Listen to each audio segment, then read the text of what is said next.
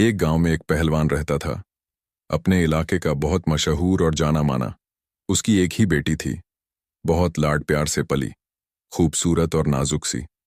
बेटी जवानी की दहलीज पर पहुंची तो शादी की फिक्र सताने लगी।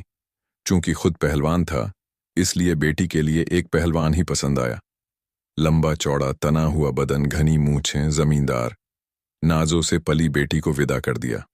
6 महीने भी नहीं गुजरे थे कि पहलवान दामाद ने बेटी को मार पीट कर निकाल दिया, ये कहकर कि घर का कोई काम नहीं आता इसे। बाप का दिल बहुत दुखी हुआ, मगर किसी को कुछ नहीं कहा कि फिजूल में तमाशा बनेगा। बीवी से कहा कि इसे हर चीज सिखाओ जो घर गृहस्थी के लिए जरूरी होती है। माँ ने बेटी को झाड़ू पोछा, खाना पकाना सब सिखाया। कुछ महीनों बाद सुलह सफाई हुई। दामाद को बुलाया, माफी मांगी कि शर्मिंदा हैं, लाड प्यार में घर गृहस्थी नहीं सिखाई। 6 महीने नहीं गुजरे, बेटी फिर मार खाकर मायके वापस आ गई। कहने लगी कि सिलाई कढ़ाई नहीं आती।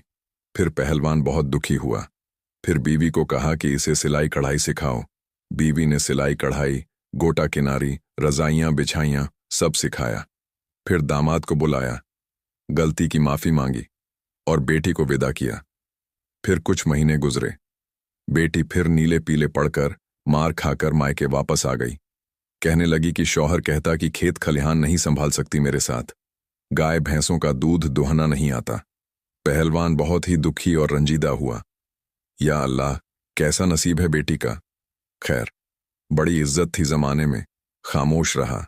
बेटी को साथ लेकर खेतों में ले जाता और भारी भरकम काम सिखाता। और एक बार फिर बेटी को बहुत दुआओं के साथ विदा किया। फिर कुछ दिन गुजरे, फिर बेटी रोती हुई मायके आ गई। पहलवान ने पूछा, बेटी अब क्या माजरा हुआ। कहने लगी, मेरा शौहर कहता है कि तू आटा गूंथते हुए बहुत हिलती है।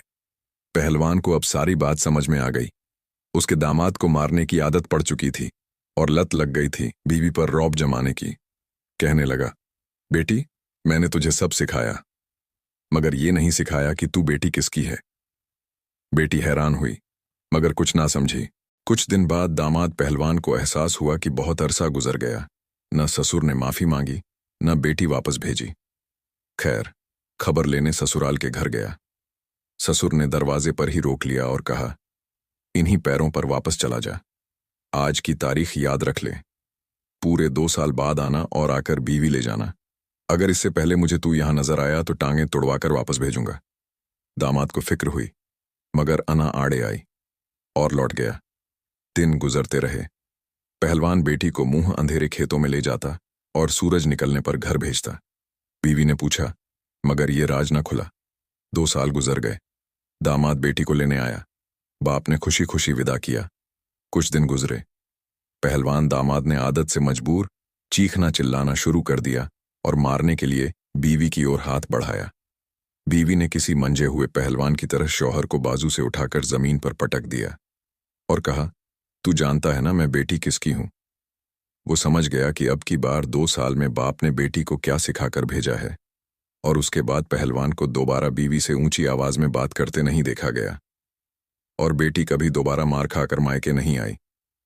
बाप ने बेटी को क्या सिखाया, आप भी जान गए होंगे। हर चीज मां के सिखाने की नहीं होती। कुछ बातें, कुछ आत्मविश्वास बाप भी बेटियों में लाता है। इसीलिए मैं समझता हूं कि जो दौर चल रहा है उसमें बेटियों को अपनी हिफाजत करना जरूर सिखाना चाहिए। मेरा ऐसा मानना है और मेरा तजुर्बा कहता है ऐसा ही होना चाहिए।